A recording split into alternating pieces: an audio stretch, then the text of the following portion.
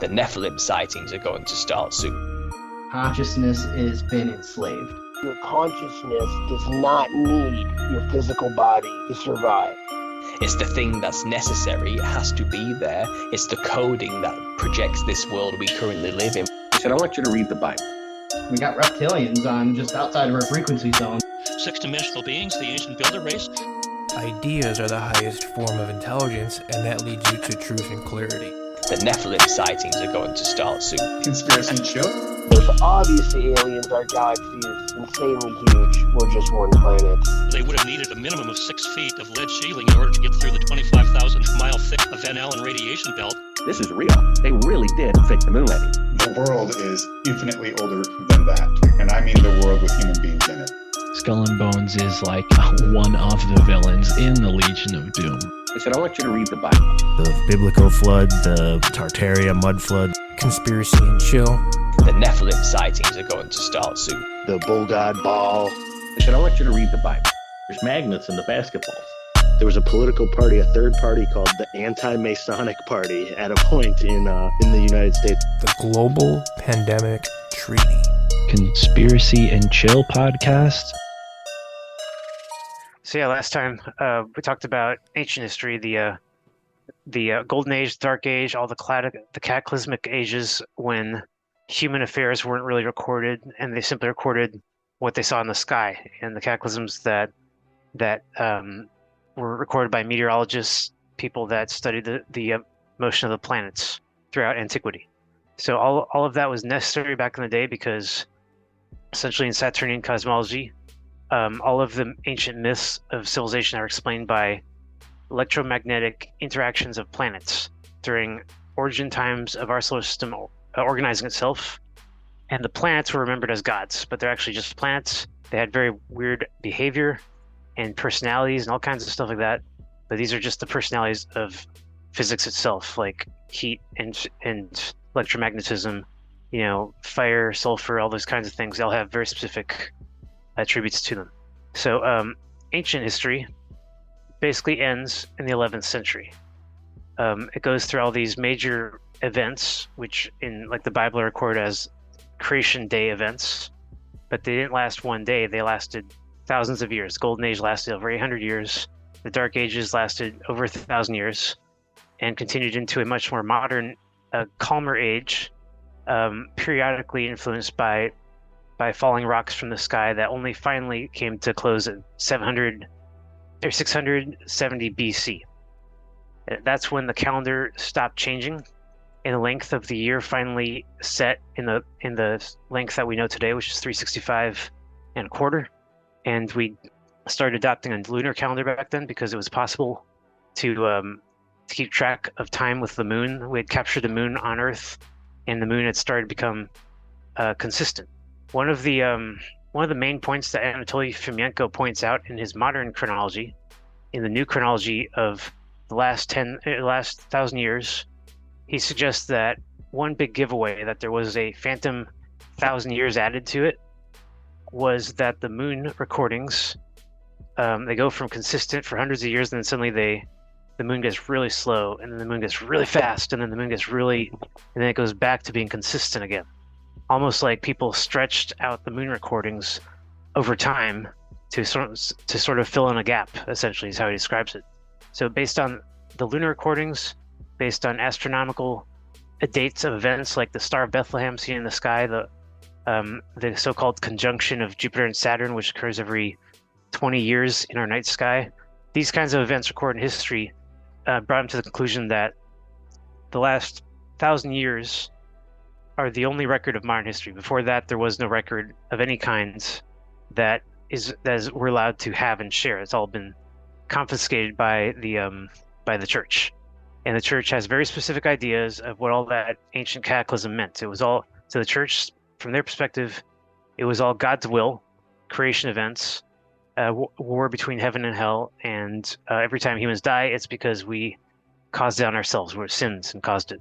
So the church did not tell us about this cataclysm, did not want us sifting through the facts, didn't even want us to know the specific dates, because the dates are very significant. Like I said, 1492 BC, that's not a date that really happened in that moment in time for 1,492 years from a hypothetical 0 event. No, that's just the date that they chose when they're creating their calendar. I know this is kind of hard to follow, but when they decided to arbitrarily put the year 0 on the calendar somewhere, they were adding years not only in modern times, but also in ancient times. They're just putting the year 0 anywhere they want and adding BC as well as AD. So besides that point, they chose the year 1492 to be the date of the Exodus, when they lost all control over earthly affairs. The deep state had this pyramidal empire, ancient Babylonian empire, or Egyptian empire, which one? And basically ruled the world and told people, to respect their version of religion, monotheism, and to respect the 10 Commandments and circumcise and allow them control over currency, food, you name it. What happened in modern times, in the 11th century, there was a big conflict over religion that occurred in Istanbul. Istanbul was Jerusalem. It was a center of world religious affairs. I got into this a little bit last time. The city of Jerusalem in Istanbul was modeled with 6 gates and 3 walls, just like they believed Jerusalem looked like in heaven. The reason why, and I was born and raised Jewish, so believe me, a lot of this is difficult to accept if you're born and raised Jewish, because we're told that the Jewish temple, Jerusalem temple, was always in Palestine. It was destroyed once and then destroyed again later in 70 AD by Nebuchadnezzar in the Roman Empire. But according to the Russians, according to Fomenko and many other people that just looked at the history, they said, well, we know where these locations were. Istanbul today, the ruins of Jerusalem still stand, and you can still see the gates and the size of the blocks. And it only matters because in the early version of the Bible actually, the Old Testament depicts Jerusalem as having 6 gates and 3 walls, very specific, which it doesn't have today. And there's nothing in Palestine that shows ruins like that. It's a much smaller city in Palestine, and it shows a mosque in the center. The mosque has always been there. And when the Jews lost their temple twice, they then had to go through a Protestant redaction of their Jewish religion. This is the only reason I'm saying that they got any of this wrong, because for the longest time, monotheists and Jews knew exactly where Jerusalem was. It was in Russia. And you got this place called Moscow, right? And there's a giant mosque in Moscow, right? Huge mosques-style buildings throughout the Kremlin. I've never made that connection. That's wild. Right, yeah.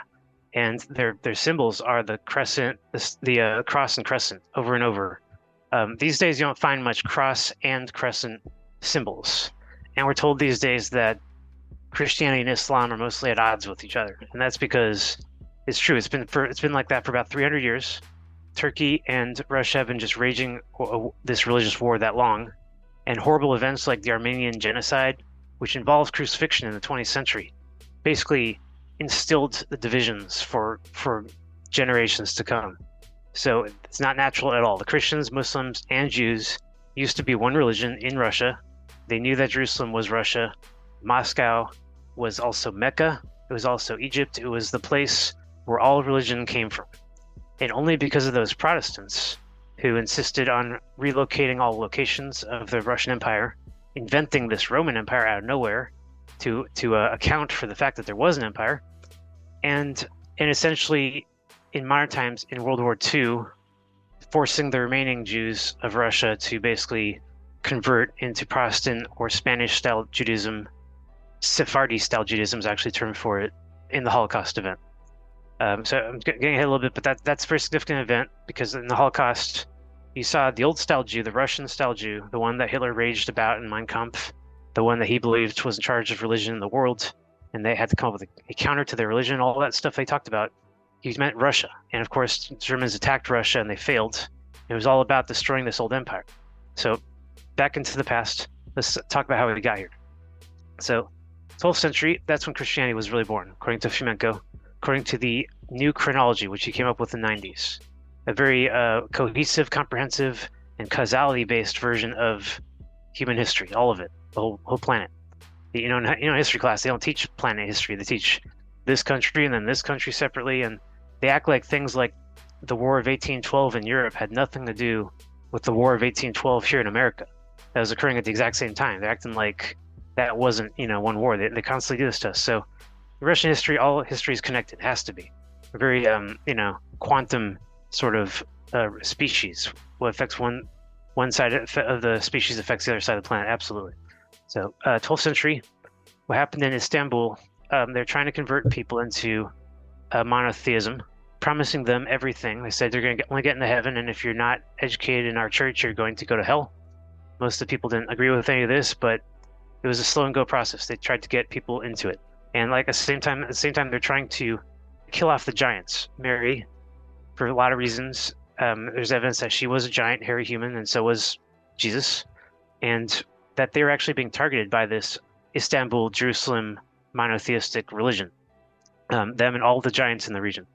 And that census went as far as Crimea, where Jesus' mother, Mary, who I believe her name is Catherine, essentially got stuck in Crimea. She was pregnant and couldn't continue to travel and escape over to the Tatarian eastern Rusford location.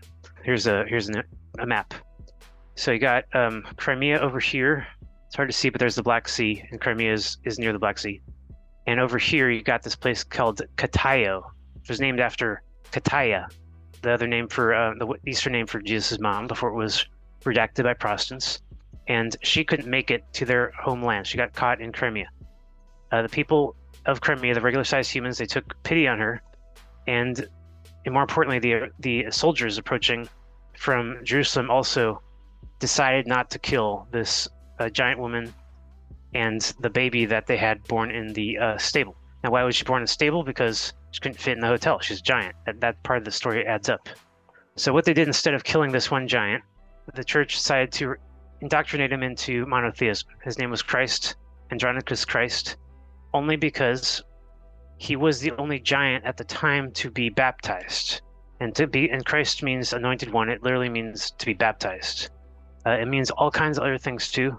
It's another name for the Son, but without getting too far into that definition, the early version of Christ simply meant anointed by water, baptism, or oil. All right, where do some of these giant Christ myths come from? Because this is wild. This is the first time I've ever heard it. I have heard of the Hairy Mary thing, and I always thought it was Mary Magdalene, like the woman that some people theorize Jesus married. You're saying that it was Mary, his mother, that was the hairy giant, and that Jesus was a giant, and that basically the offshoot, like the Protestants or whatever you would call the Jews at the time, I guess, wanted to target the giants.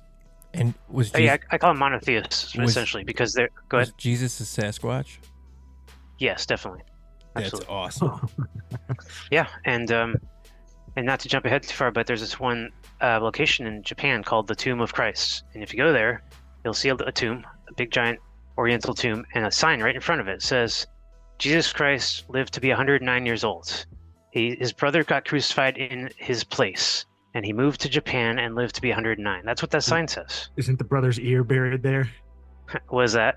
I think that the myth is that the brother that got crucified for him, Right. So you heard that one. cut off the ear and brought that to the grave. Yeah, I've heard of it before. Right. So there's so many theories out there in those locations about this guy, and way out here in the West, us Protestant style or Catholic style people don't really hear all of the variations. Another variation is the swoon theory. Swoon theory for the crucifixion, very popular in the 19th century.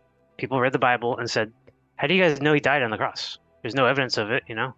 That spear, the Holy Spear thing, that was a redaction of a much earlier thing. That was a cesarean surgery operation. You know, like, sorry you guys got the Spear of Destiny wrong, but that's not what killed Christ, and he certainly didn't die on the cross. They've said this many times, many different authors, many different ways, and he was only up there for 6 hours officially, so it's really not enough time to die on a cross, frankly. The story goes that he was indoctrinated into Judaism, right? And he basically rejected the faith. It wasn't really Judaism back then, because it was very common for people to be regarding Saturn as one of the deities. The only real conflict people had back then was that they just didn't want to be ordered to put Saturn in front of all the other gods, especially the sun god, which is the one everyone preferred to worship at the time. So the Saturn worshippers, the monotheists, converted Christ into monotheism, baptized him to the name of Christ, taught him all this stuff about their religion that was essentially forbidden. And then he rejected it. Now, why did he reject it? Aside from maybe not really fitting in because he was a giant and stuff, there actually was this whole other reason that the Westerners totally don't understand. his mother was there throughout the whole story. Jesus' mother is there as a character in the story the whole time. She's very active, actually. The first way she's active is she had the kid and raised him. And when you raise a kid, you teach him basically everything you know. Eventually, there's enough time in the day to do that. She taught him, Mary taught Jesus everything about that Eastern religion that she came from, the giant religion. Polytheistic, having their own conflicting, contradictory version that threatens the monotheist version, the one where humans are at sin, and says, no, we're not. And this all happened for other reasons. And so this whole other religion developed called Christianity. And it's not the Christianity we know today. It's almost like a secular, non-magical, grassroots, and Gnostic version. It's called Gnostic Christianity for a reason. You can look up Gnostic Christianity and in the ways that differs from modern. The first way is that because they call themselves agnostics, they believe that they know everything. Right. By comparison, today, modern Christianity, we don't know anything, or Judaism. We're taught some ridiculous myths in the book. We're taught to believe in things we can't account for. We're taught to have faith in priests and governments and stuff for their actions because their actions are guided by God, invisible God. That's not very good. But the Gnostic Christians, they said, look, we know why the cataclysm happened. We got technology off of it from Prometheus. We're building all these cities all over the world. We don't need usury anymore. Sorry, you Old Testament types. Sorry, church, we're not going to listen to you ever. And one of the things that Jesus did was he knocked the church money changers tables over in anger. It's very symbolic and sort of overlooked in Christianity. Some of the more independent sects of Christianity regard these moments and try to learn from them, but the rest of them just ignore them. And what Christ did at that moment, he said, look, you guys can't have it both ways. You can't be the church's authority from God watching us with the all-seeing eye and putting that eye everywhere. All these Illuminati icons, long before the Illuminati existed, of course. But these whole elitist icons, special people, special cults, special knowledge, all of that. He rejected all of it because at the same time they're changing actual money and coins with regular people and livelihood, mixing all of that stuff together, mixing their authority in with their usury. And he understood usury to be just this really bad negative thing. Without a doubt, I don't think anyone could argue that usury hasn't destroyed the world we're in today and caused almost every single war and made everyone in poverty and gone all day. So usury was rejected over and over by civilizations of the earth, by Christ himself. And so they punished him. They had no choice but to make a big example of this guy. They were going to just kill him and say, look, you've blasphemed against God, so your punishment is death, and we're going to send some soldiers and kill you because you're also a rebel and stuff. And Christ said, his family fled, as the story goes, back to his homeland, and then he came back to Jerusalem as a prodigal child. But why did he come back and go into that Passover ceremony? Passover, like I said, that was the Venus event ending the Exodus. Everyone knew about Passover back then. It wasn't a Jewish holiday or anything like that. It was well known. It was, in fact, all of Africa still remembers that holiday in secular terms. They did so until the 19th century anyway. So Christ basically said, look, I don't want you guys to start a war over me. I don't want you to start sending soldiers into my hometown and just trying to end this on military terms, because I know you guys can. And he's not saying all this on his own. He has the wisdom of all these other people, giants, humans. He had entire congregations. They all talked all day long about what to do, about politics, modern day events, religion, abundance, all of it.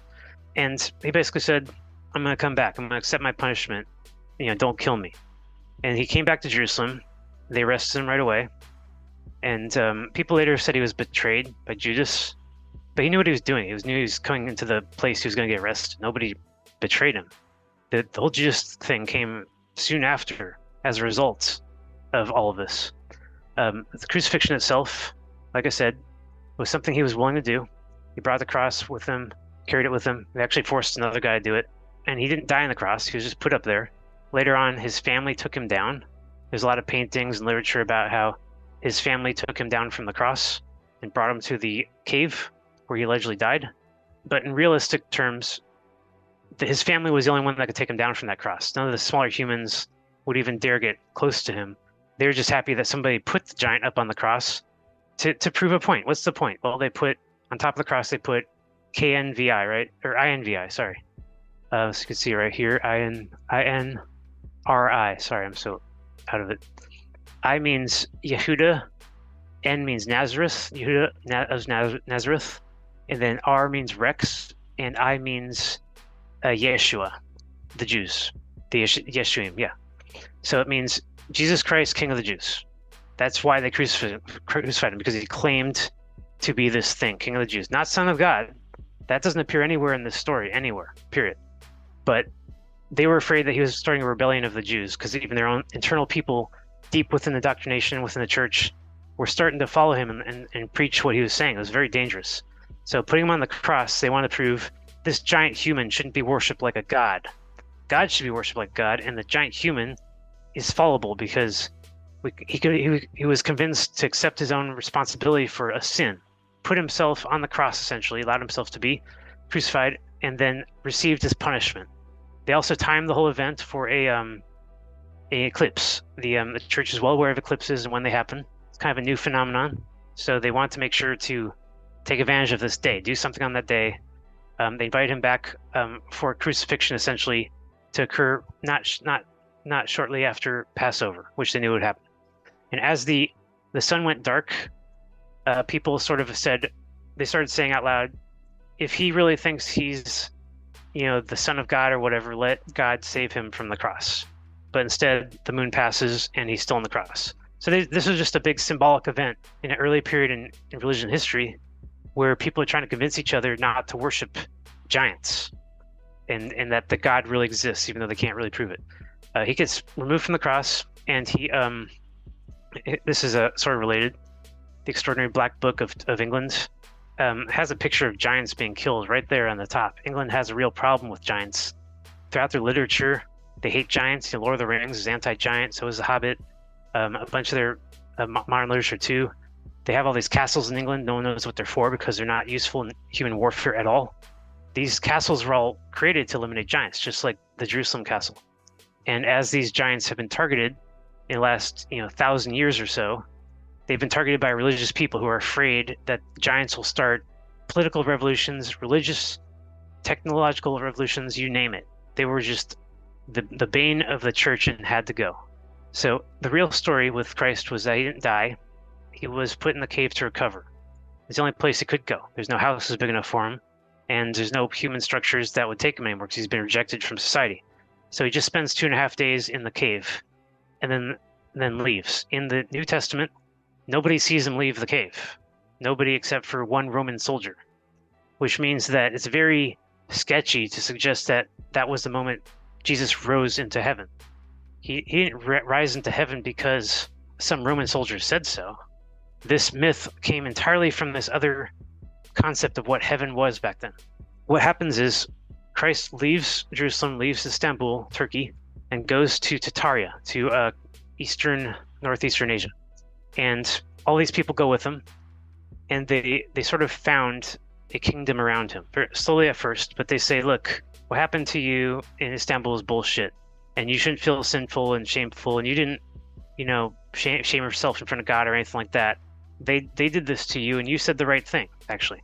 His followers trying to convince Christ, after he allegedly died, that his preaching made a lot of sense to them, and they didn't want to lose this religion. So they create an entire Christian empire, one that lasts all the way till today. Like I said, Moscow is still standing there.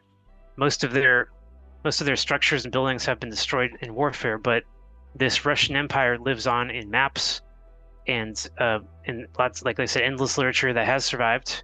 The maps are mostly interesting to me because in 2015 and 14, I think, when Russia took Crimea back, nobody knew why, and nobody understood why Crimea was so significant to the Russians. The 95% of the people in that location just devoted to do it.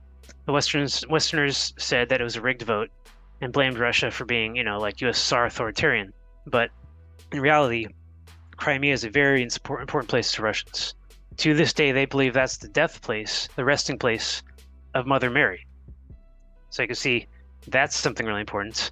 And also the birthplace of Christ, the real birthplace. So now you can kind of see why we're having this war raging even till today. World War III is all about this location. And Ukraine is constantly pretending. Right. Go ahead. Yeah. No, right what you were saying, though, but I was going to say is the affiliation of Genghis Khan with Jesus Christ going across this whole area as a, red-haired pillager type of giant figure. Does that connect here? Yes, it does actually. Not exactly the same person, but very close. So let me tell you who the people are. Christ is considered the same person, according to Fomenko, as Alexander the Great and Julius Caesar. And here's why. When this Russian Empire started spreading all over the earth, essentially, and forming Alexandrias or cities that were in the same likeness, the Westerners didn't know what to make of these events, so they redacted them and misunderstood them. The story of Alexander was the story of conquest after Jesus' death, and while he was still around, alive, part of a new empire that was forming. So why did this empire form so rapidly? That's the first real question to answer, because it's just not just another empire. It was started directly as a revenge of the crucifixion. Crucifixion occurred in 1185, and the first crusade, the first real crusade, occurred in 1196. It's known as the Children's Crusade or the Third Crusade in Western chronology, Scalgerian. But it's very interesting that it's called that. There is a Children's Crusade at all. I don't know if you've read about that one. It's when a bunch of children marched across Europe and got captured because they believed in previous crusade values. What's more realistic than that ridiculous story is that the first crusade involved the first infantry on Earth. What's infantry? It's a weird word, isn't it? Because it's like babies, except soldiers. So who are these baby soldiers? The baby soldiers are human giants, the very first soldiers that the Earth has ever seen. And why are they called infants? Well, because when they're 20 and 30 years old, out of their 300-year lifespan, they're absolutely still in their infancy. The humans used that word back then to regard giant baby-like humans. And it was these giant baby-like humans, many of the fat and puffy faces and look very Asian and stuff, very strong, very scary. They were convinced to do this revenge crusade. And it's very easy to see why. They were the younger giants.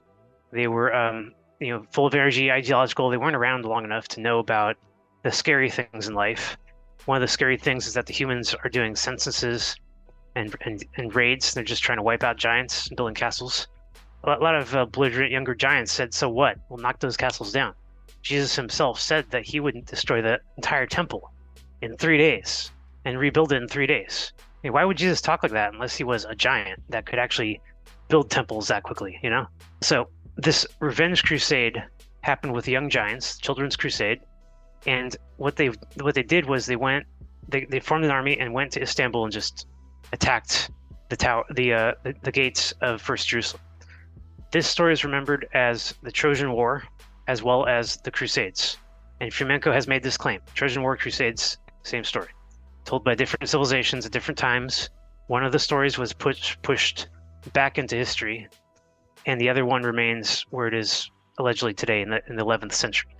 So the reason the Trojan War is the same story, according to Fomenko, was he matched up significant points of the story in the timeline and icons as well. The big icon of the Trojan War was that it was fought over a woman. Again, a myth that makes no sense to us. It's encrypted again. We just don't understand what it means. But when he decrypted it, it means that they weren't fighting over a lady named Helen.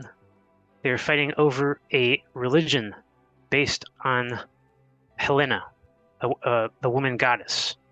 And while there isn't a goddess named Helena, it was at the time, long before it was redacted into the Greek mythology we know today, was an early rival of Catherine/Mary.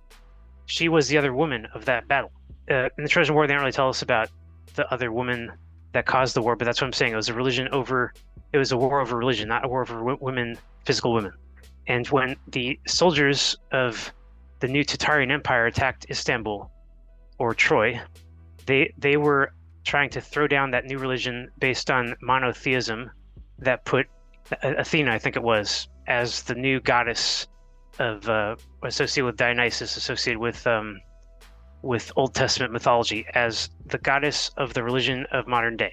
So it was old goddess versus new goddess.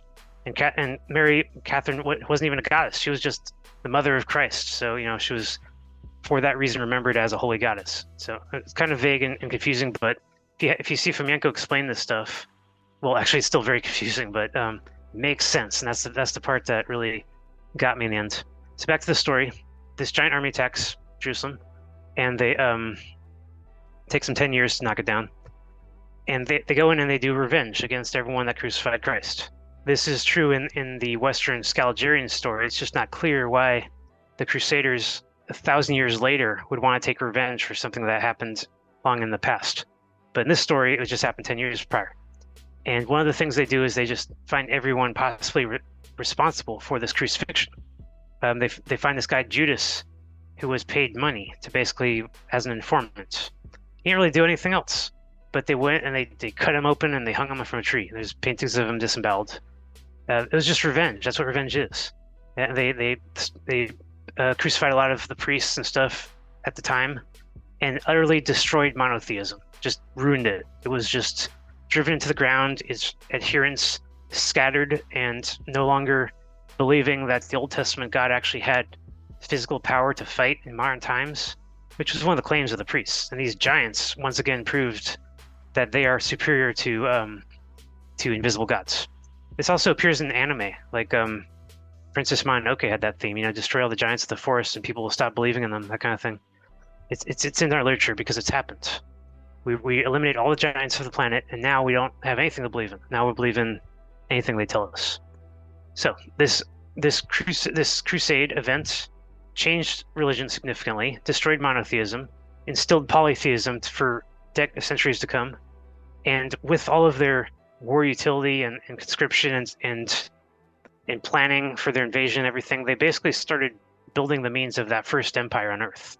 Exactly what the religious people wanted to do in Istanbul, but didn't get the chance to do. And they build this Rus Horde empire. It's the furthest headquarters of the empire was in Moscow, and beyond Moscow and St. Petersburg area, the Western Europeans were not allowed to go into this empire. It's completely forbidden to them. Whereas in Europe, people were allowed to basically move around freely. However, they were subjected to the usury of the church. Everyone had to pay taxes to the church. So Europe started becoming a place of very of decadence, of misery, disease, poverty, and at the exact same time, this Russian Empire in the East was expanding with all this technology and beauty, plenty of space to live, no overpopulation problems, no abuse of church. There's just this huge stark contrast between East and West, between left and right. And you get this term right, the word right, which means the right side, but also means righteous, like correct. And the righteous right side empire regarded itself in all ways of life as the right way of doing everything, and the left side as the wrong way. Later on, the word left was invented to fill in that gap. You can see where the word right comes from. In this picture, you can see that the Russian Empire invaded Europe over and over and created sort of gates, locations where Europeans wouldn't be able to pass back into Russia. That's what empires look like. They have layers of systems of control, passports. They invented carrier pigeons and all that kind of stuff back then. So it was a very modern empire. They had like a mail service, and that mail service is the exact same mail service we use today. It was never reinvented by anyone. It was just simply adopted by every empire until modern day. So some of those things are still there. It was also known for water, water pipes, aqueducts, everything the Roman Empire was known for. This Russian Empire actually came up with and invented and spread everywhere they could. So things were good for a while, and then you had this bad thing happen, this apocalypse invasion in the 14th century. So here's a paintings of brothels in Pompeii. Sorry, that's in near Italy. It's just a city that was covered by a volcanic eruption at some point in the past. And as they're excavating these sites, they noticed that some of the giant concrete pillars have most peculiar shapes, phallic shapes actually, giant penises and stuff.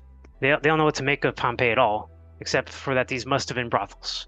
And if they were brothels, then maybe they played a role in essentially how European religious history went down. Let me get to that. Let me see where I'm in the timeline here. Okay, so the Russian Empire is forming itself. They create like the Olympics, the first Olympics in the 13th century. The idea of Olympics is pluralistic, go out and try to compete for fun rather than, compete in warfare. And you had a lot of giants back then, so you see how the Olympics would make a lot of sense to sort of test the mettle of different size humans all over the world. So 14th century, there's great expansion. It's known as the Mongol or Slavic Russian Horde Empire. Many of their characters, like you said, Genghis Khan, were just some of the czars that they had over time. Christ was the first czar. They formed the empire around him. And then he had a son that became the second czar, and another one, the third czar, at which point somebody poisoned that czar's son and wiped the Christ bloodline from European history entirely. So there was 3 kings of Russia that actually had Christ's bloodline. And the Westerners remember them as the 3 wise men. And they say that they inexplicably visited Christ at his grave. It's just, they make up these stories that make no sense because they have to fit these characters in there somewhere. But the 3 wise men are actually the first 3 wise czars of the Russian Empire. Wise because they chose to be totally different from the church. No usury, banning usury, and just spreading plurality in technology. So things go bad in the 15th century. The Ottoman conquest of Europe. That's where Ottoman, which is the name of the czar at that point, Atman, it wasn't of the Christ bloodline. It was being manipulated by the church at that point because the church never disappeared, and they had to sort of respect its existence. They still had all this literature in the past, and they're just hoping that the church wasn't up to anything nefarious.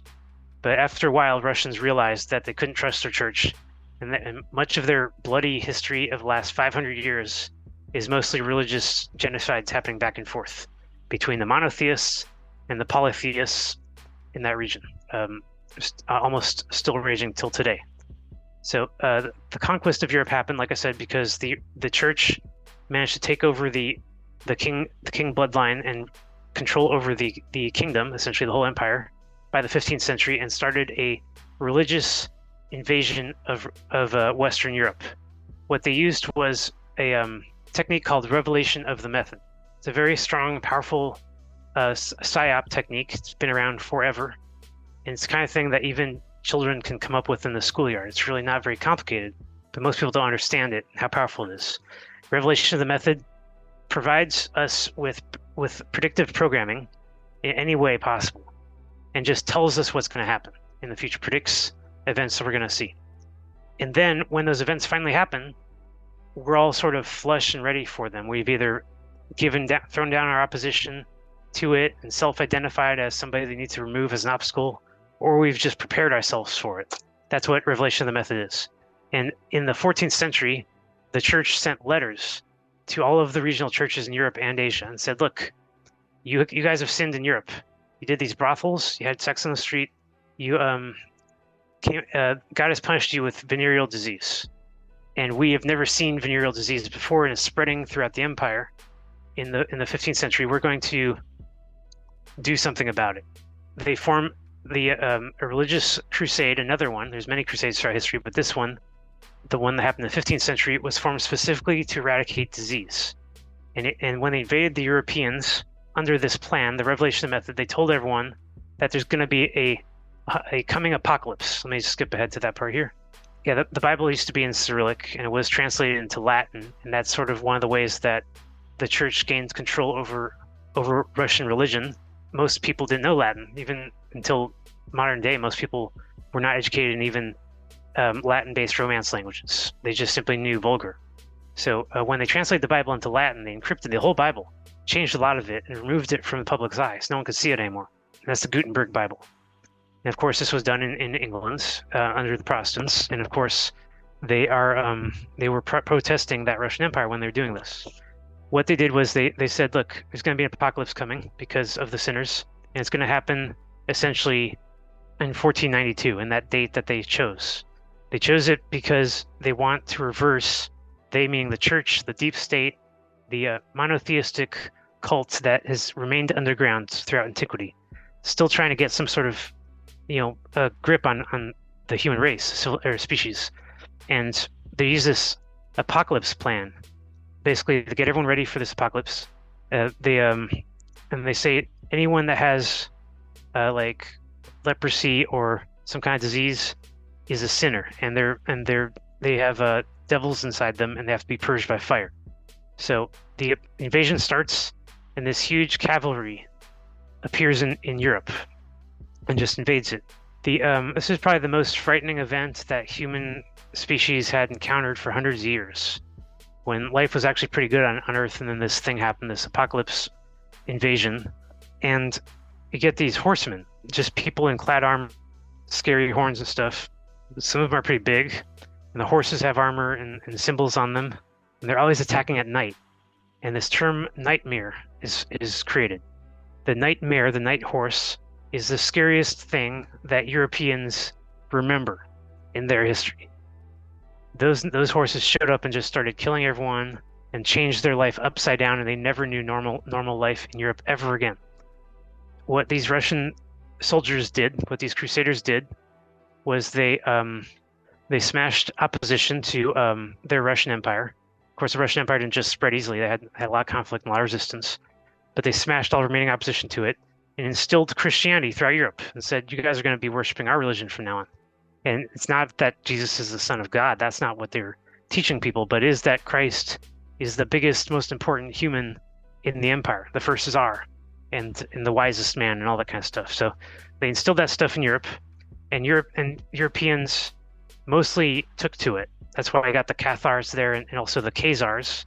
Both Cathars and Khazars get their name from Catherine, or Katya, from the Russian Empire. And they showed up in Europe. And like I said, they're later slaughtered. So why did that happen? You know, they're doing what the Russian Empire wanted, and then later on some other empire slaughters. So here's why. During 1492, and I'm sure you know this date from school, they tell us that Columbus discovered America. But what really happened was the Europeans created these giant flotillas, and in desperation to escape this invasion, boated to the Americas, anywhere they could actually. They found a lot of islands and stuff. There's no such person as Christopher Columbus, never existed, and there's no literature for that. Instead, you got this term, Christ's colony. Christopher Columbus literally translates in Latin as Columb is colony, so Christ's colony. So they're creating a Christ colony in America to escape the Russians, whose religion they were protesting. At that point, the Protestants already had their own version of Christianity, one that was merged into the monotheism that they were trying to hold together in their underground, deep state, cultish manner. And they said, look, we'll accept Jesus. After 200 years, they finally did accept Jesus.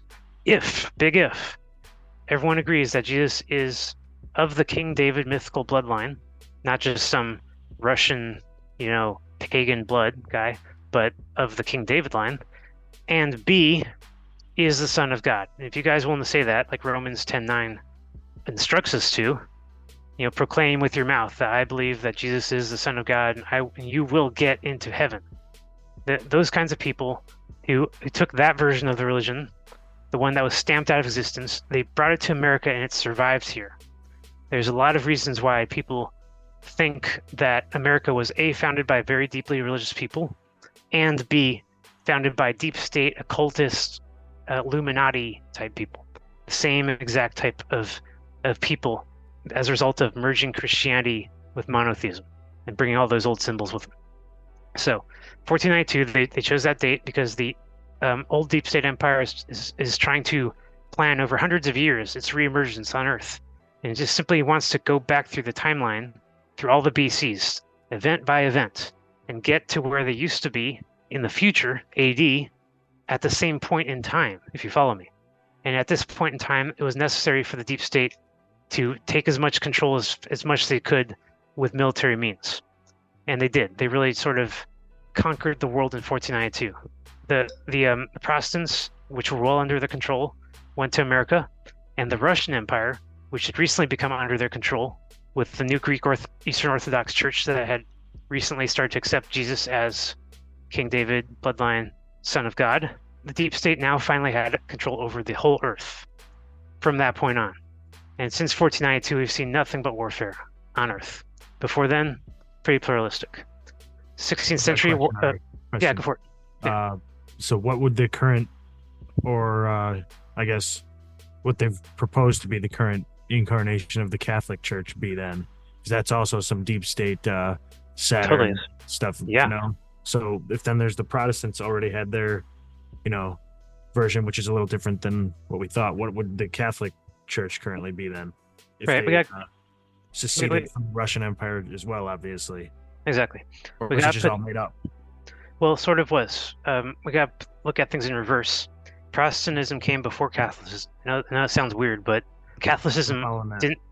didn't come into existence from the Roman Empire. There was no Roman Empire. And when the Catholic Church to this day calls itself the Holy Roman Empire, they're hanging on to that myth of the Roman Empire. But you can look it up. There is no literature connection, no data or currency or spending records or anything between that Roman Empire in history and the current Holy Roman Empire. So right there, that huge gap of connection and proof is just a tiny piece of my evidence that the whole Catholic Church literally came out of nowhere in a catharsis event when these Europeans, the ones that had been conquered by the Russian Empire, were reconquered again by Protestantism. When they're conquered by Protestantism, they were not going to be redacted into Protestantism because Protestantism has no headquarters, no central authority. The deep state was always going to rely on one central location. They made that Rome, and they changed it from Russia, and they had to have a headquarters. The only reason why Catholicism exists is to subsume all of that Russian history into itself and then claim itself to be the headquarters of all Christianity on earth, which it did for the longest time. The Protestants, if you follow their actual history, after they complained in the 15th, 16th century, I think Luther complained about that Russian church allowing people to buy tickets into heaven and other things. The Protestants then went and copied everything that the Catholic Church was to a T, down to the baptism, belief in Trinity, all aspects of it, of denominational Protestant Christianity you will find in Catholicism. It's the exact same religion. I'm just trying to stress this point because people get really confused thinking that they're different religions, that one's protesting the other. If anything, they're both protesting this old pagan Gnostic Christian religion, because that's what the wars show. Those are the ones that where people killed each other over religion, and that's the history that I rely on. So let's get into a little bit. The Inquisition was 16th century. That was the event that the Russian Empire tried to put an end to what they saw as an unrulable location, Europe. They're trying to put an end to their lack of rulability. They wanted to just get some order in there, and they put an inquiry to find out why things were so bad in Europe. After the 1492 invasion, things were not settled. People became extremely paranoid. They became prude. Christianity is now known for prudeness these days, as they rejected everything about their promiscuous society beforehand that allegedly won them that sin where God punished them. And this started what we remember as the witch hunting era, the later on Dark Ages, when people were very ignorant and were actually willing to accuse people in their own village of such things as witchery or being, guided by the jinn, or something, and then burn them at the stake. Like, that's really bad. You don't want your citizens doing that if you're an empire. So they sent their emissaries, and they did a big inquisition. They dragged people into court. There wasn't much torture. That's what the Protestants like to remember. But really, there wasn't much, according to Russian history. And this was a very necessary event, because it's either people are going to keep getting burned at the stake and accused of bullshit, or there's going to be some sort of law and order and police force at some point. It's a choice between one or the other. So the Inquisition was necessary. It wasn't that violent. And the Reformation remembers it completely differently from what it was. The Reformation prefers to see it as an extremely violent event, and that these dark ages of the 16th century were basically, they're called dark because nobody knew the truth of any religion. They're only saying that because the Protestants themselves were not Gnostic. They were agnostic. They were willing to follow the religion without knowing anything about it. And then the Reformation went on later on to erase everything about the Russian Empire, everything that was in literature.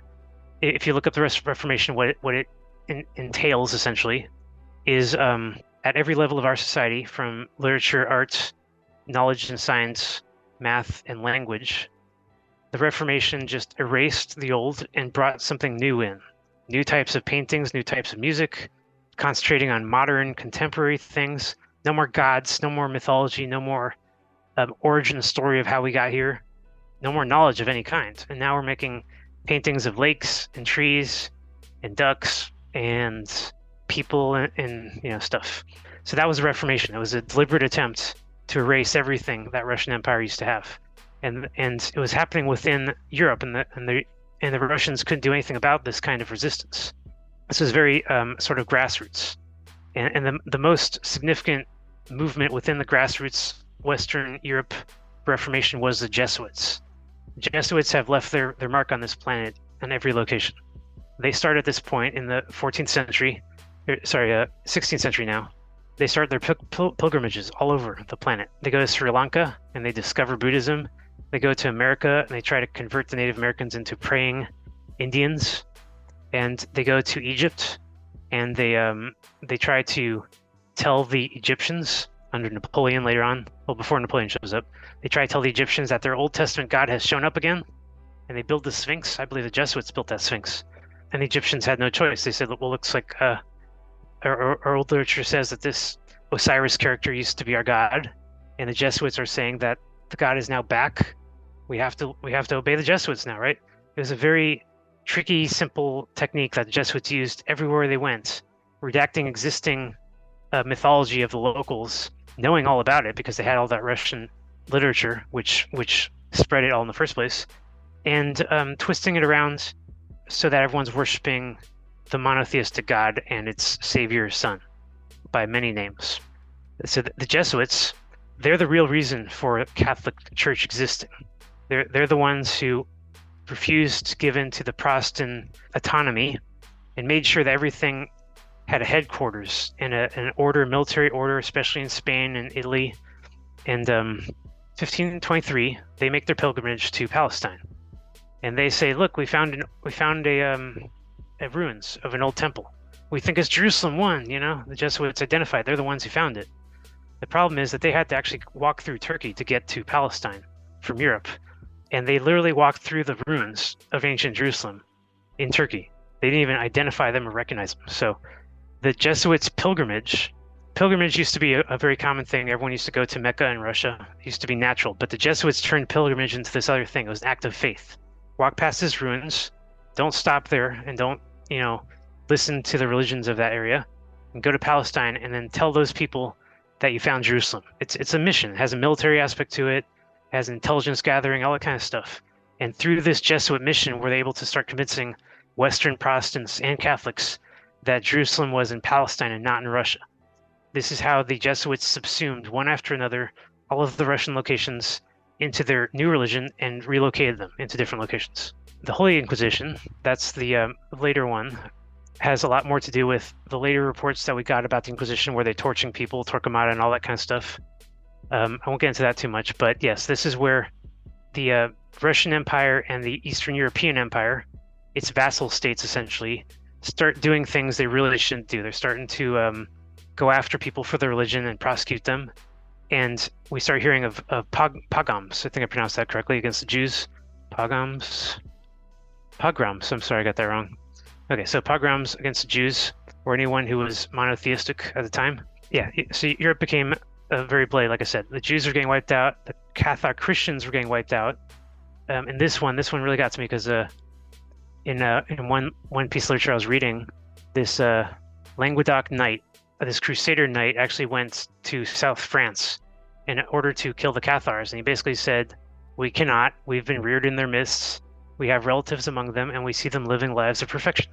It was very hard to wipe out the Cathars because they had all these high living standards that they got from that Russian Empire. And even the Crusaders, in order to kill them, were sort of stalled by them and didn't want to do it. So that was the Cathar suppression. You can look that up as very, very bloody, violent time.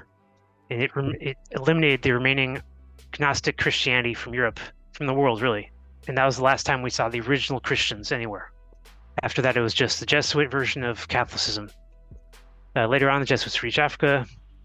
There's the Khazars, like I said, that Khazar rebellion, which a lot of people think the Khazars are where the Jews come from, because they don't really know otherwise. Where those Eastern Jews mentioned in World War II came from. The Yiddish, specifically. But the Khazar Empire was just one piece of the puzzle, one small piece of that Russian Horde Empire. And Khazar happens to be Ukraine today, modern day Ukraine, which, as I mentioned earlier, has Crimea in the center of it.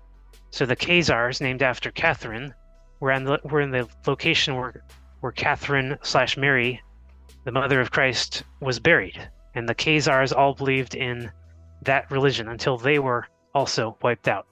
Then the Romanov dynasties appear, which in the 16th century, the Romanovs are that bloodline that was not of the Christ bloodline. They had intermarried a lot, sure, but the Romanovs were of Western European descent, and they had essentially infiltrated the Russian Empire. They did all kinds of horrible events where they ordered the generals of all the armies of Russia to be assassinated, much like was depicted in Star Wars Episode 3 when all the Jedis are killed. All these stories are actually redacted from old Russian history.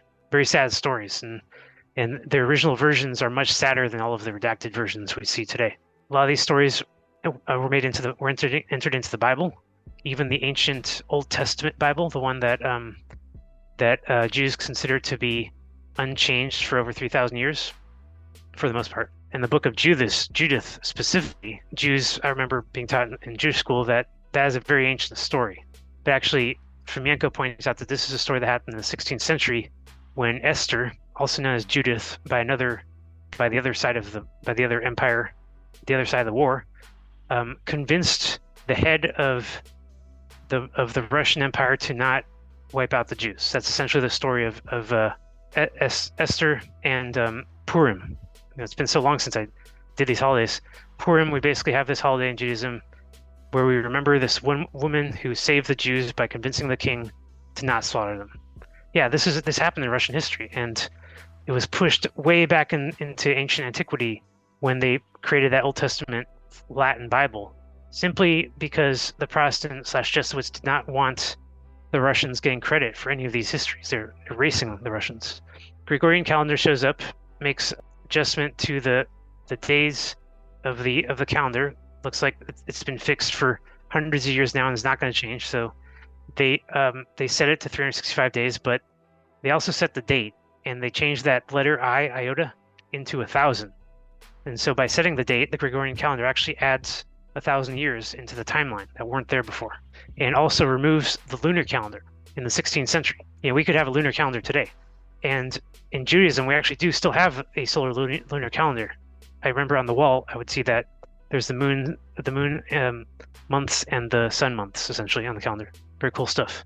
But this Gregorian calendar just erased it. We're not going to do that anymore. 13 months made it exactly of 28 days. It sounds great, right? We should do that. We shouldn't name the months after Roman names and stuff. We should name them after nature, like the French did, that kind of thing. But that's beside the point. So the Protestants are redacting everything and literally erasing calendars. The Romanovs rise to power in the 17th century, and they basically start this huge war with Istanbul, and they break up this Hordyan Empire.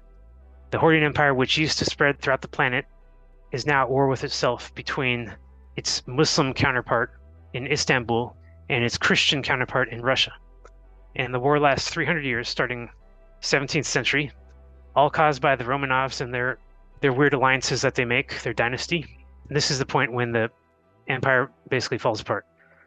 However, they still have all these coins all over the world. You can find them all over the world. They left their coins and their neoclassic architecture all over the place. You can see on these coins here, that's a star in the crescent, right? There's a star inside the crescent. A lot of people think that means the moon and the sun. But since when does the sun appear inside the moon? Since never. So the star in the crescent was a different event. The star, like I said earlier in the last interview, that's Venus in the Golden Age. You got Saturn, Venus, and Mars looking down at Earth, stuck in the North Pole at all times. And as the days rotated, one side of Saturn would light up and it would become a crescent. So you got a star and crescent. And the Russian Horde Empire simply remembered these images. It was that Protestant Empire that didn't know what they meant, and to this day we still aren't sure exactly what they mean. So yeah, Deep State erases all Russian history from their chronology. This is when the Jews come into public life. Until this point, the Jews, monotheists, the Saturn worshippers, and all of the people that were aligned with that Old Testament religion, they were underground until now. And with this conflict of the Christian empire, they emerged in the center of it, in charge of it. And now, from this point on, everyone, instead of blaming the Tsar for all of their troubles, will start blaming the Jews, knowing that they're in charge of Russia. And for 300 years, you got the pogroms occurring in Russia, where it's either the Jews are getting wiped out or the Jews are causing other people to be wiped out. And that's their horrible civil war in history. In England, you got civil war there too, as the Russian Empire has lost all its control, and they left behind all these gold changers, these bankers who are basically running things there, and none of the Protestants know how to create gold, the philosopher's stone. I'll tell you right now, it's made of phosphorus and mercury. You treat those two elements together, you can make gold and you can make silver. If this knowledge was ever commonplace, the gold standard would disappear. And gold-backed currencies and gold assets, anything called precious metals, would plummet in value overnight. So this is one of the most closely held secrets on this planet. The periodic table, the one we all are forced to learn in school, shows gold as a periodic element, as a atomic element that cannot be created. And that's just not true. There are other elements that can create gold, and gold can also be destroyed, which has been recently proven. As the empire breaks apart, and this empire, which was able to make as much gold as it wanted, they designed entire golden cities in America, especially South America and Central. They had gold on the top of the mosques, and they buried tons of gold artifacts in graves.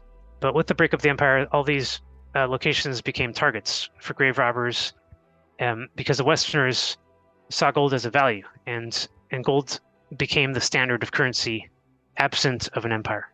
So I'll skip ahead because I know we don't have much time left. The deep state targets the independent banks of England and wipes them out. There's this terrible plague that occurs in England, and then the fire of London, and then this giant comet which scares the shit out of people. I'm not gonna get into it, but all these crazy events in London act to sort of suppress the rebellion and enforce the deep state's control over London, and London becomes a headquarters of the deep state from then on. Rex Bellator plan, I'll get into that quickly. Rex Bellator means in Latin warrior king, and it's also otherwise known as the Antichrist. The reason the Rex Bellator plan even exists is after the deep state was defeated by essentially Christ and his empire, they didn't know how to fight back against an empire like this. So they decided to just come up with their own, like I said, the Protestant version, and they had to come up with a leader that heads the whole thing, somebody that's just like Christ, but will do what they tell him to do, Antichrist. And so they came up with this Rex Bellator plan. It literally means a unification of all religious military orders of the earth under a Rex Bellator warrior king, which by definition has to be widowed or single. This is a man, not a woman, cannot be married, cannot have somebody in his life that's going to tell him, oh, don't go slaughter those people, or oh, you don't really think you're the son of God, do you? But this Rex Bellator plan appears over and over throughout history. Napoleon was Rex Bellator, absolutely. His wife didn't give him any kids. Hitler was Rex Bellator. His wife shot herself in the chest. She didn't want to be married to him. Zelensky is a Rex Bellator because his wife isn't even Ukrainian. She's Jewish. She's an Israeli citizen. So she doesn't care what he does. And Israeli women are sort of militaristic anyway. They got to be conscribed into the army. So Rex Bellator is the deep state's plan to unify everyone. Obama too. Barack Obama was Rex Bellator. If the rumors about him are true, and this was simply their Antichrist plan. They had to have a leader when they take over the world. They have to have somebody to blame for everything that happens. They can't just be blaming the Jews and stuff, and they can't reveal themselves as the deep state. They are deep because they're remaining hidden. They're trying to hide themselves. So they kind of do a controlled op and let a leader come to power and basically feed them a false illusion that they are in power and kind of use them and mislead them. Right. Why else would Napoleon become the Holy Roman Empire? The Holy Catholic Empire. Emperor in 1806 or whenever he was coronated, like the Holy Emperor. Where do you get that kind of authority from? It's because they were all telling him that he has like ties to gods and stuff. They're trying to build up his ego. So yeah, this is just a simple trick that works on people. It's not. You don't have to to search very hard to find some guy out there, some useful idiot that's willing to believe in these kinds of things. So the Rex Bellator plan, like I said, keeps appearing. Second apocalypse, I'll get into really quickly. That was in the year 666, which, like I said, if you remove the I, then it was just 666. It wasn't the year 1666. Preceding this date of 666, there was a great comet which showed up in the sky. Who knows why? I've only speculated as to why. The timing is crazy. But then there's a great plague, 1665 of London. And then finally, 66, on September 6th, London burns to the ground. So since this date, and since the calendar was 666, all the Christians of Europe regard this number as a sign of the devil. The devil destroyed London on that day. And in modern times, they say 1666, so nobody has any reason to associate that date anymore. A bunch of other stuff happens. A lot of consolidation, like I said, of religious orders. The old orders of Solomon, King Solomon, the first king of the Jews. Sol means son, so Solomon really means Sun King, and Christ was the Sun King because he was the first human king after the Sun Savior appeared, the first person that was compared to the Sun in all those ways. So King Solomon is just another version of Christ, the first Tsar of Russia. Let's see, deep state consolidates central banking. They know exactly what they're doing when they're setting up all this world domination. Now this is where my timeline ends, because even Fomenko says last 200 years of history has been completely hidden from us. We're not allowed to know about that part of history at all. He blames one particular author in Russia. This one guy, he says, actually had access to 19th, 20th century Russian literature and refused to allow anyone else full access to it. And he blames this one guy for not being able to complete his own new chronology timeline. He doesn't have any reason why this might be the case, but since that's where his timeline ends, I've gone on and speculated as to why this 19th century essentially blip now exists. There's a theory out there called the mud flood event. Have you guys heard of mud flood? Yeah, of course. Okay. Mud flood allegedly 19th century is when it occurred, and nobody's really sure exactly why it happened, but there's just so much evidence of it happening. There's mud in places where there shouldn't be, raising the level of the buildings, level of the ground around the buildings, sometimes entire stories. There's one tower in Salt Lake City that is buried like 5 or 6 levels down into the ground. There's no explanation for this, aside that there was a mud flood event sometime in our past, and we don't know why it happened. So I have another article called the Mud Flood Energetic Event Hypothesis.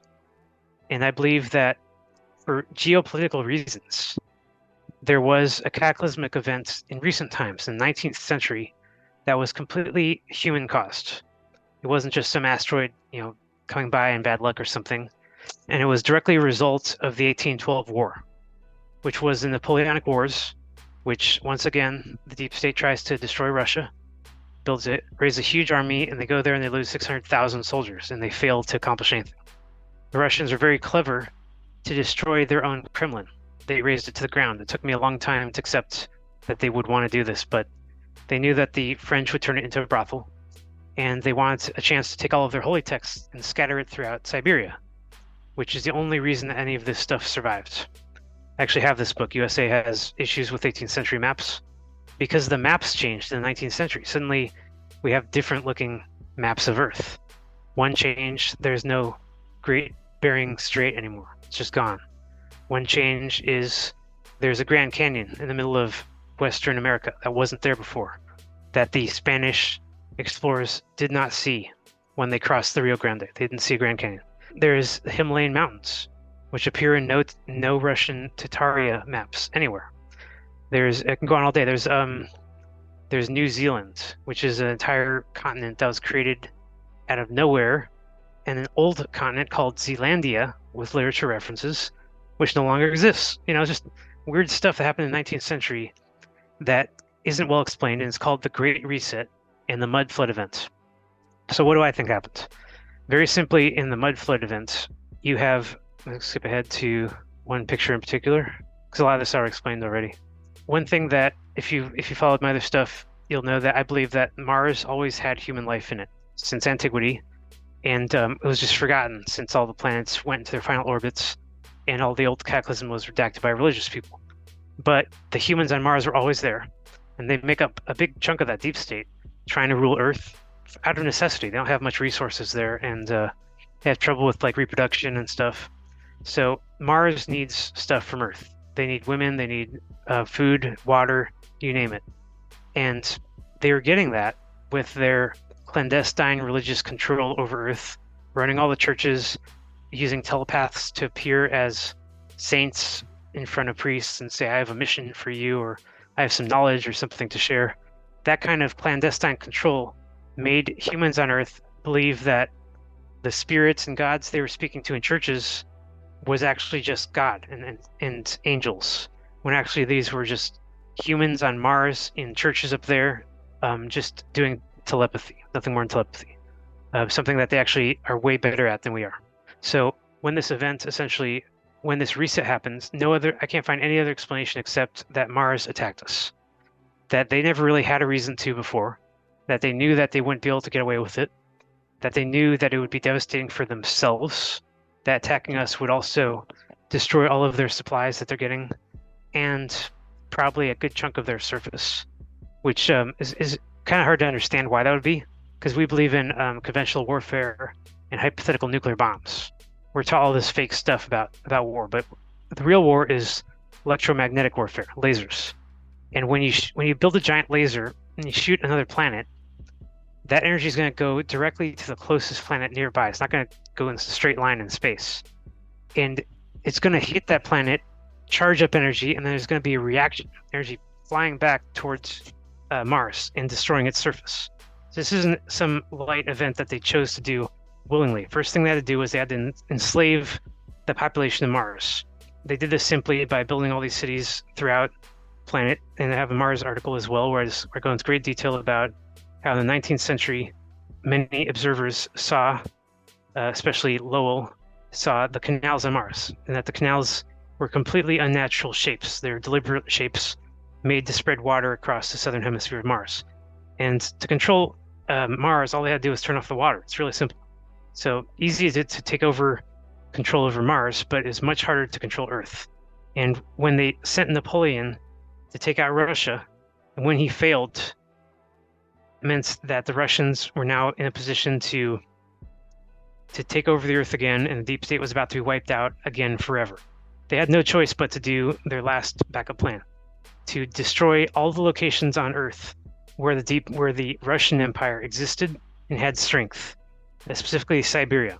If you look at a map today of Siberia, you'll see that it's mostly a wasteland. It has like big holes in the ground forming and giant fires flying out of them, and nobody knows what to make of this Siberian location. Extremely low temperatures and hot in some places.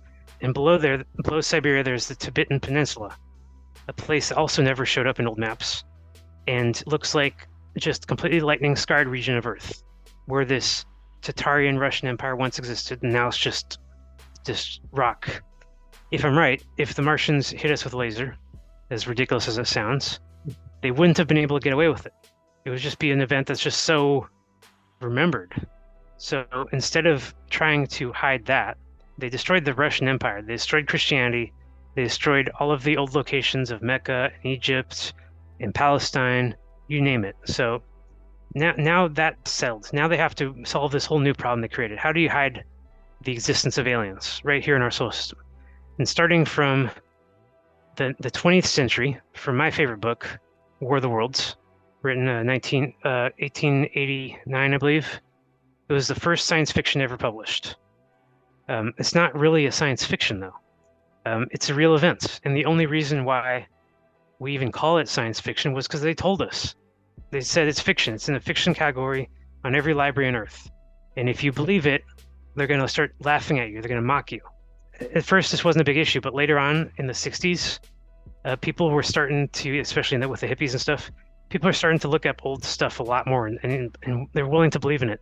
So the deep state acted again, and they created a lot of cartoons mocking Martian life. One of the most obvious one was when Daffy Duck, who was not a very common or well-known character at all, didn't have much history, in the late 50s, he has an episode where he goes to Mars, and meets Marvin the Martian. It's like one of the first things that Daffy Duck ever does. And it's like, why the hell would they choose to do that? As a cartoon thing. I mean, it's misleading kids on so many levels, making them think they can just jump in a rocket and go into space anytime you want and all kinds of stuff. I certainly believed that when I was a kid. So they did this to set up this mocking thing, to sort of just mock anyone that gets ever close to this history. And at some point, they just go ahead and they just tell us the history. I remember one particular episode in The Simpsons where the aliens hid themselves as two politicians. I think it was like Al Gore or Bob Dole and something. And then at the end of the movie episode, they zip and they say, haha, it's really us. And the people are like, oh no, what are we going to do? Let's vote for a third party. And they're like, throw your vote away, haha. They make a joke of it, right? But it's like they're making a point. When the aliens got control of the only leaders we have, they are absolutely in charge of us. And we have a illusion of choice between two puppets. It's not what we want. And then what do they do in that episode? They enslave the human race. They force everyone to build a giant laser, and they aim it at another planet. I mean, this happened in The Simpsons in a Halloween episode. And I can't imagine that they're doing this for any other reason. I mean, it's hilarious and it's genius if it's purely comedy, but in the end, I can't imagine that they'd go through all this effort in all these shows unless they're doing it deliberately to predictively program all of us to basically react in an exact certain way, specific way, when we finally hear these claims. Exact kind of claims I'm here making about Martians and lasers. We've already heard all of this stuff. We've seen that stupid Mars Attacks movie, right? And they're destroyed with music and stuff. And it's just like a big joke now. So the Simpsons get a lot of things right. Yeah, they have a lot of predictive programming in there. And they predict events like 9/11, which just should not have been within their power to do. So yeah, that's where I'm basically done. I'm still working on my timeline. I'm done with Fomenko. He doesn't know anything about the last 2 centuries, and I don't have anyone else yet. I haven't found like a good artist or author that can explain any of this mud flood stuff. It's completely hypothetical right now, and the people who do explain it tend to believe in what I call controlled opposition belief systems, like flat Earth or ancient aliens coming back to mine the Earth for resources and accidentally destroying cities and shit like that. It's very clever and interesting, but every single one of those authors believes in something like that. And I would prefer a theory that's more grounded in human history. It doesn't involve things like time travel and impotent aliens or Anunnaki gods who are also all powerful. Just anything that's a red herring. Did not talk about the mud flood itself, did he? No. That's what he thought was the unknown 200 years? Okay. Yeah, I think if he basically got access to those documents, he might have suggested that the whole century needs to be looked at again. Like there's something weird about that century based on his documents, not even based on the stuff that we're talking about, like the orphan trains and the reset cities and all of that tremendous literature in the mud flood topic is so convincing. And yet Fomenko didn't use any of that hypothetical stuff. He just stuck to math and known accepted timelines. That's why I like him. Maybe later on down the road, we'll do a part 3. Thank you so much, dude. Yeah. I think we should do part 3. This is a good stopping point, actually. That's a great timeline. And honestly, you keep saying like, it's confusing. It is a little confusing, but a lot of it lines up with other information that I've, come across, and it definitely is a vital like puzzle piece. You've done a great job. Thank you. I really appreciate that. A lot of it is deep. Like you gotta know your stuff to even really take it in. Yeah, you gotta sort of own it and just love it and just become it. You gotta become obsessed and absorbed, all of those things, And your website is Paradigm Threat? Yeah, paradigmthreat.net. That's where you'll find my site, chat server, video server, all the stuff that I put up. Can't wait to take a deeper look at it. And can't wait Definitely. to talk to you, man. Yeah, thank you so much. Really appreciate it, guys. I will see you guys next time. Jesus was a Sasquatch. And a giant. And he was Genghis Khan, and he was the first king of Russia. You heard it from Ari. You got to check out his site, as do I, and dig a little deeper. The puzzle pieces he brings are extremely interesting. He's smart. He's well-spoken. You could tell he's looked into a lot of stuff. And I would just like to know a little bit more about how he came to some of these conclusions. If we have him back on, that's what I would like to ask, is like where some of the info came from. Because you and I are, no novices in this. And we've talked to some crazy folks with some wild stuff to say. And I've never heard a lot of the stuff he said. So I imagine a lot of it was new to you as well. Oh, no doubt. I think a lot of it came from that guy he kept quoting, the Russian. Fomenko.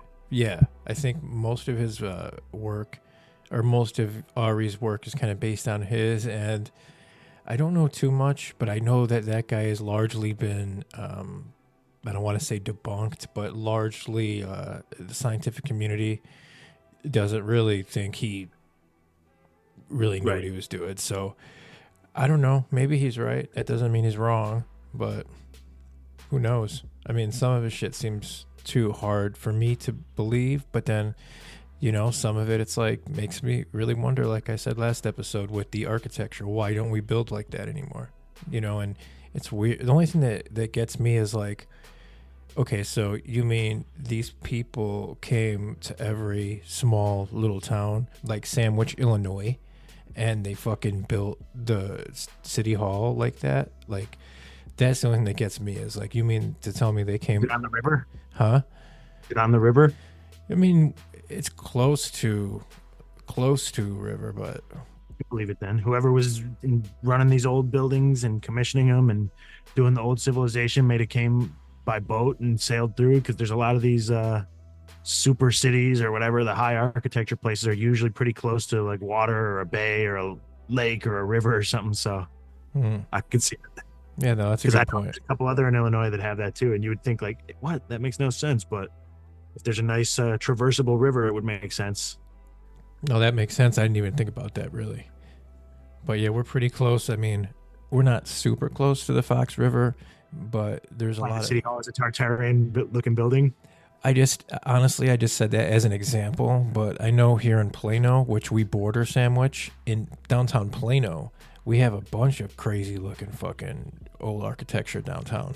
And, I mean, we're not super close to a river, but we're close to a bunch of smaller, like, what do they call them? Like tributaries that connect to major waterways that connect to the river. You know what I'm saying? So, I don't know. Who knows, bro?